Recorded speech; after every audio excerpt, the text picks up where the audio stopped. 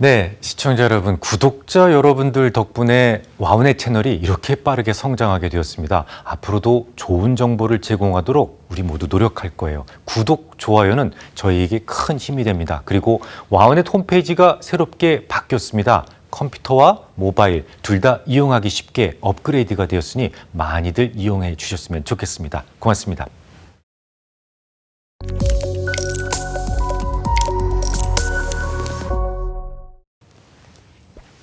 시청자 여러분, 한 주간 편안하셨습니까? 이 미국의 새 정부는 취임 후 100일 이내에 우선적으로 해야만 하는 일들을 정리를 해서 이 100일간의 계획이라는 것을 발표했어요. 당연히 금융인이라면 이 부분에 주목하셔야 되겠죠. 우선적으로 추진하려는 그런 계획 안에서 자연스럽게 투자도 병행이 돼야만 하니까 말이죠. 그래서 좀 살펴봤습니다. 그런데 매우 당혹스러운 부분이 하나 있었습니다. 우리에게 매우 중요한 이 중국에 대한 전략이 빠져 있었거든요. 새해 첫날의 강의 주제는 미국 새 정부의 100일 계획에 중국이 빠지게 된 이유, 요거로 정해봤습니다. 트럼프는 비록 28년 만에 재선에 실패한 대통령이 되었다지만 가장 인기 있는 대통령 중에 하나였습니다. 여론조사 결과, 조사기관 갤럽이 지난달에 이제 미국 성인 1,018명에게 조사를 했어요. 가장 존경하는 미국 남성이 누구냐? 그 질문에 대해서 무려 18%나 트럼프를 지목했습니다. 이건 거의 기록적이에요. 지금까지 이 정도의 지지율을 보였던 사람이라면 제2차 세계대전을 승리로 이끌면서 인기가 급상승했던 드와이트 아이젠하워가 거의 유일합니다. 이 반면에 조 바이든은 순위에 들지 못했어요.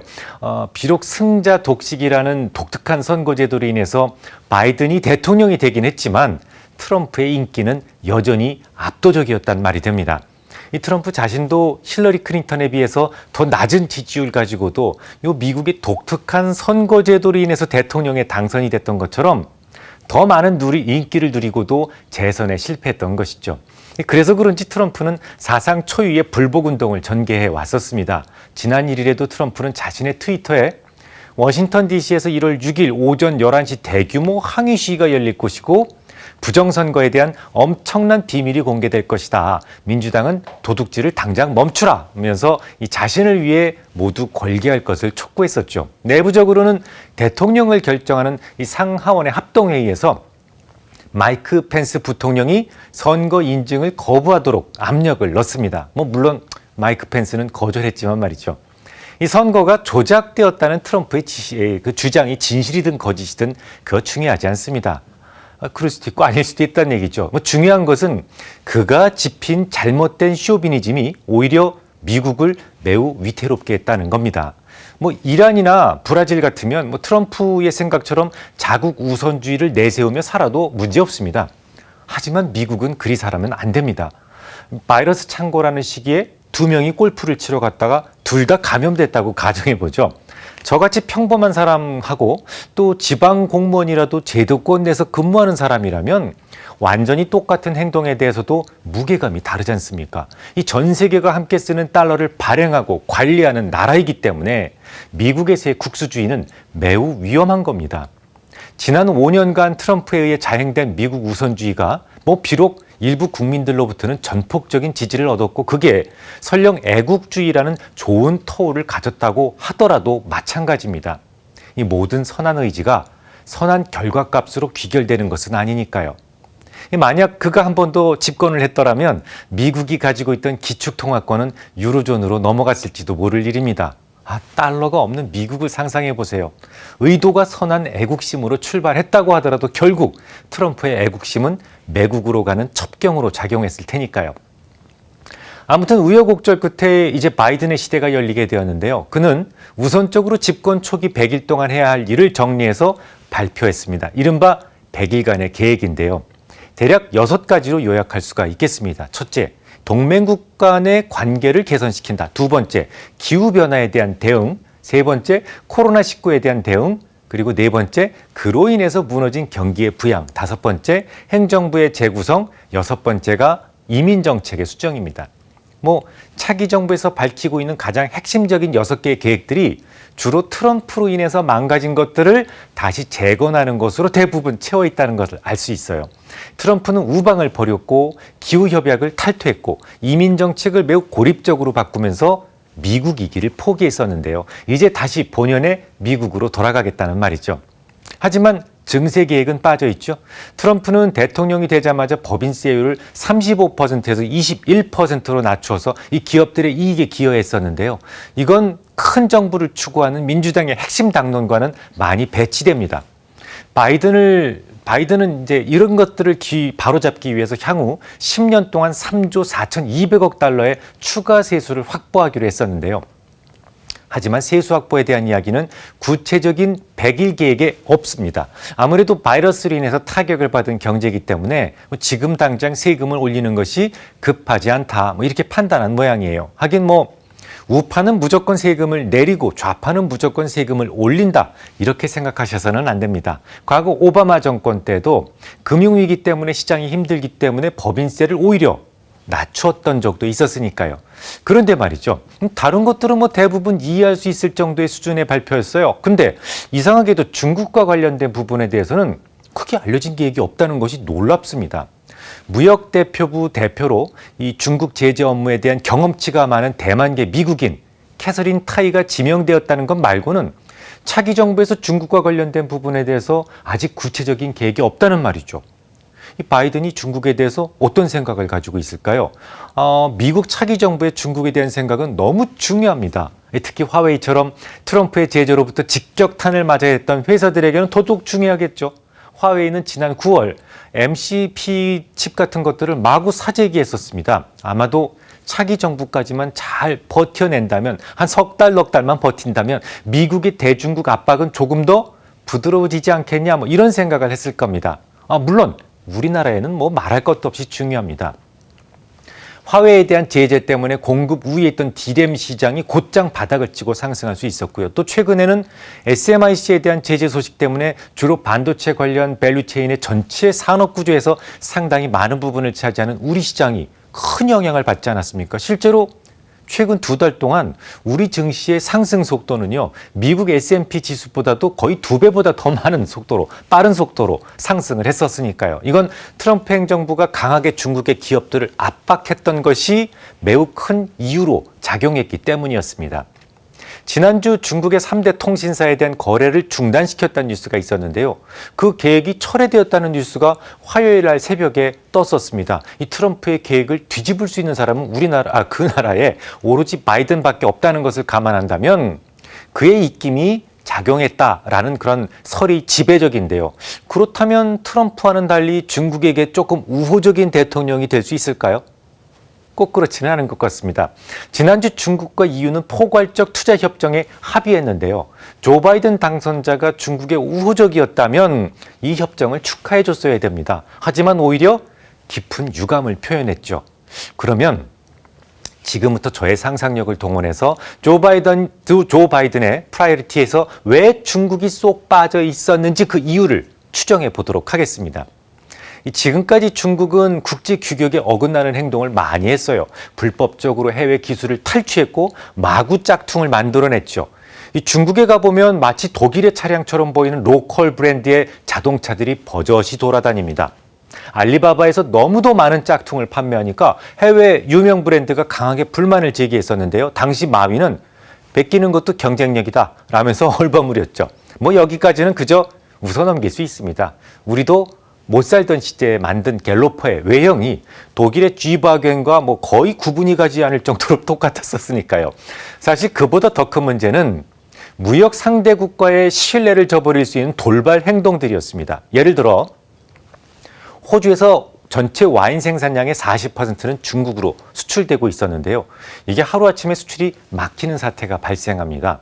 무슨 구멍가게도 아니고 이런 행동은 정상적인 규격을 갖춘 국가의 행동이 아니거든요. 우리도 마찬가지로 사드 보복을 수년 동안 당했던 당사자니까 굳이 보충 설명이 필요가 없겠습니까만 뭔가 수출을 하려면 수년 동안에 걸쳐 투자하고 포도나무 심고 가꾸었을 것 아닙니까?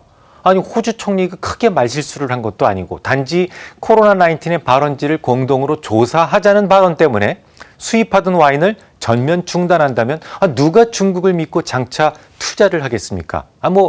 화가 치밀면 그럴 수도 있어요. 하지만 그렇다고 해도 최소한 지켜줄 게 있거든요. 언제까지 선적된 물량만 받을 거야. 그다음부터는 술 못 받아. 이런 식으로 단서를 붙인다면 뭐 그럴 수 있는데 이미 선적이 끝나서 공해상에 떠 있는 배를 못 들어오게 하는 것은 이건 도저히 상식에 맞지 않는 행동이었어요.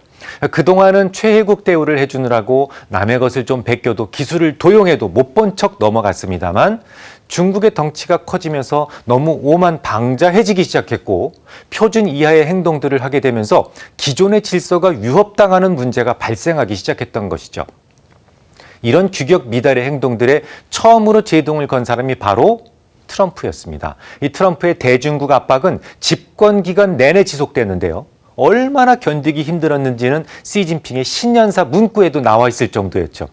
시진핑은 청나라 시인 정섭의 시 교정 청산 불방송이다라는 소절을 읊조렸는데요. 청산이 소나무를 꽉 물어 놓지 않아준다는 그런 의미였습니다. 이 수년 동안 트럼프 정부에서 중국이 꼼짝할 수 없었다는 것을 은유적으로 표현한 셈이죠. 어쨌든 이제 바이든의 시대입니다. 많은 투자자들이 바이든의 시대에는 지금보다 나은 모습이 될 것이다 라고 전망하고 있어요. 트럼프처럼 과격한 성격도 아니기 때문에 유연한 정책이 전개될 것이다 라고 믿고 있죠. 물론 저 역시 바이든의 대중국 전략은 트럼프와는 달리 룰에 입각한 정책을 시도할 것으로 전망하고 있습니다. 그런데 말이죠. 매우 이상한 점이 하나 있습니다. 트럼프의 시대는 적극적으로 대항하던 중국이었지 않습니까? 하지만 오히려 중국이 바뀌기 시작했습니다. 그것도 매우 빠른 속도로 말이죠. 기술 이전의 강압이나 무질서에 대한 개선은 물론이고 전에 비해서 훨씬 더 강화된 지적재산권에 대한 보호 조치가 시작됩니다. 아직 성에 차는 수준은 아닙니다만 소수민족에 대한 인권 유리 문제도 조금씩이나마 개선시키려는 의지를 보이고 있죠. 지난 4일 중국 공산당 중앙정치국에서는 당 차원의 대규모 교육훈련이 있었는데요. 주로 지적재산권 보호 강화와 관련된 내용이었습니다.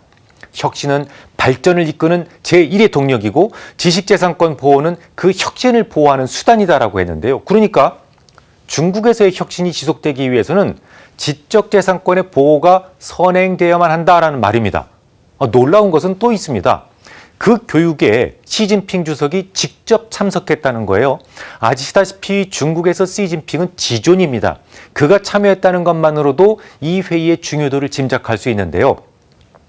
그는 지적재산권 보호 사업이 국가 거버넌스 체계와 능력의 현대화는 물론이고 국민의 행복, 나아가서는 국가 안보 등과 직결되는 매우 중요한 문제라고 강조했습니다.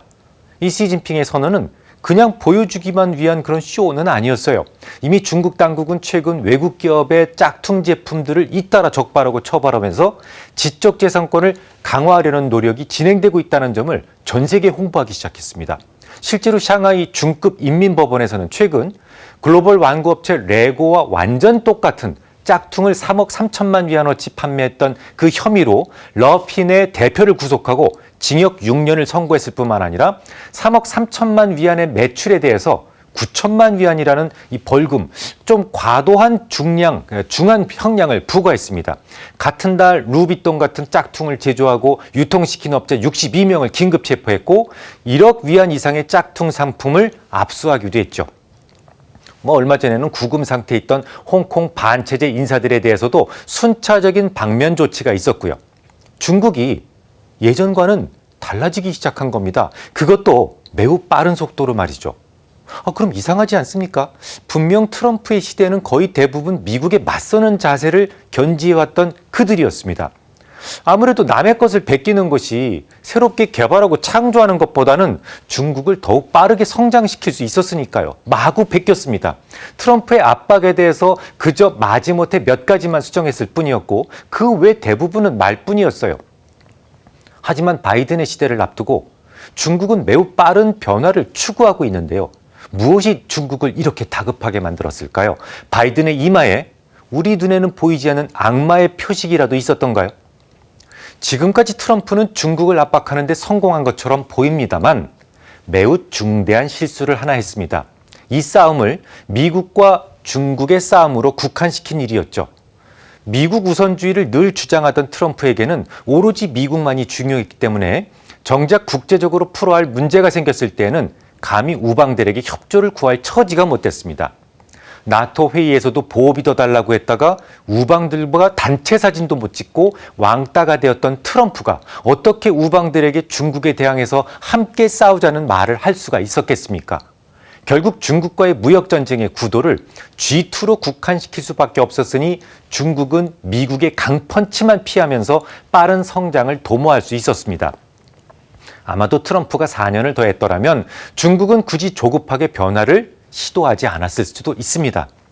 트럼프는 월등한 지지율을 가지고도 대선에서 패배했고 이제부터는 바이든의 시대인데요. 트럼프와는 달리 우방과의 연대를 먼저 중시하고 있기 때문에 자칫 국제 규격에 어긋나는 행동을 지속한다면 미국이 아닌 세계와 싸워야 할지도 모른다. 그런 생각을 했을지도 모릅니다. 그러니까 시진핑이 지적재산권의 보호는 국가 안보와 직결될 수 있다라는 말을 남겼겠죠. 정리해 보겠습니다. 이 바이든의 100일간의 계획에는 망가진 우방의 재정립을 가장 높은 선반 위에 올려두는 반면 이 중국과의 구체적 교전 전략이 담아있지 않았습니다.